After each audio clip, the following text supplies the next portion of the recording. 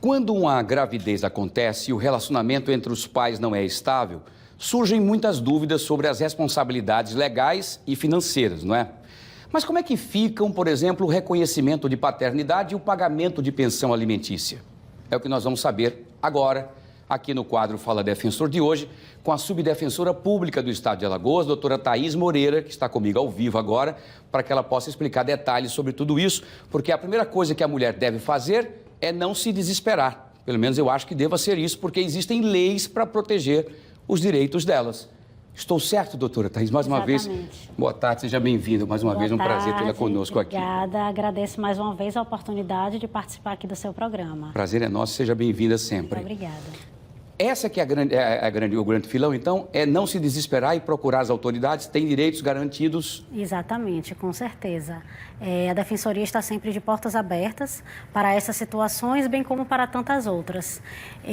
Então, se a mulher está gestante e precisa de algumas orientações, precisa ajuizar determinadas ações, pode comparecer à Defensoria Pública para ajuizar esse tipo de ação.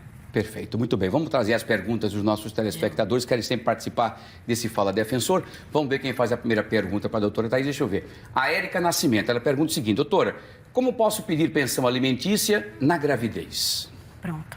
Joia, Wilson. É o seguinte, primeiramente, eu vou explicar que a pensão alimentícia decorrente da gravidez, a gente chama de alimentos gravídicos, né? Então, tem uma lei de alimentos gravídicos e essa pensão alimentícia pode ser, sim, solicitada, que é justamente o objetivo de cobrir despesas quando a pessoa está gestante, em relação para cobrir gastos com alimentação, com pré-natal, com consultas, porventura internações, diversos exames que precisamos fazer, né, nesse período tão importante.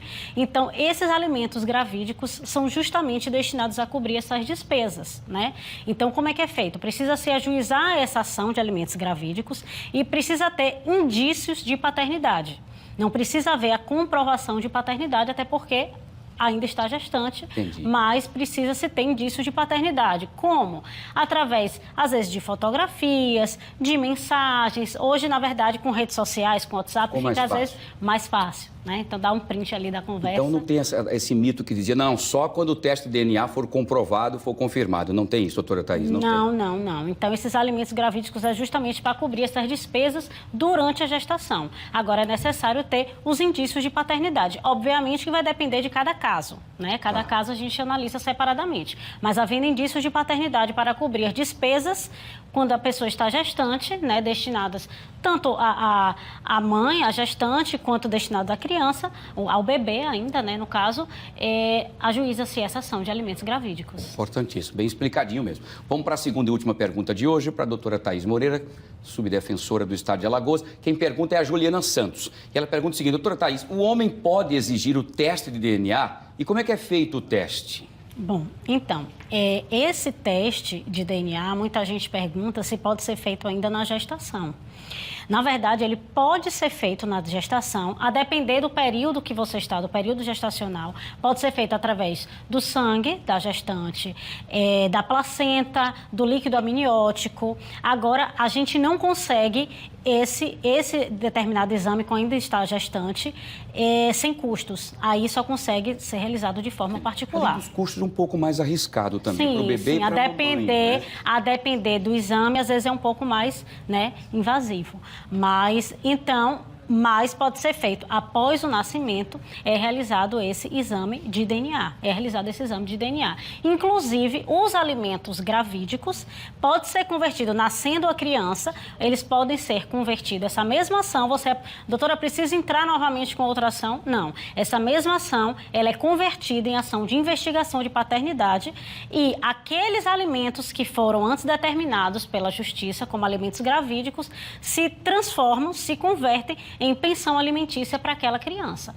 Então, basta procurar a Defensoria e ajuizar esse determinado tipo de ação. E muita gente também, às vezes, pergunta, mas se eu estava pagando, já que é indícios de paternidade, se eu estava pagando aquela pensão e eu não era o pai, como é que fica? Né? Na verdade, nessa situação, como os alimentos eles são irrepetíveis, ou seja, não cabe a devolução se você recebeu de boa fé. Agora, havendo a comprovação de que você não é o pai, você pode solicitar a cessação, a interrupção daquele pagamento da pensão. Muito bem, doutora. Mais uma vez, como sempre, didática, parabéns mais uma vez por essas informações e prestação de serviço muito importante para todos os nossos telespectadores e telespectadoras. Mais uma vez, muito obrigado, doutora Thaís Moreira, subdefensora do Estado de Alagoas, no Fala Defensor, que é muito importante, tá? Muito obrigada. Seja bem-vindo, bom final de semana, já hoje é quinta-feira, e até a próxima, se Deus quiser. Joia, muito obrigada, eu que agradeço. Agradece a sua disponibilidade e suas informações, viu? Seja sempre bem-vinda aqui. Doutora Thaís Moreira.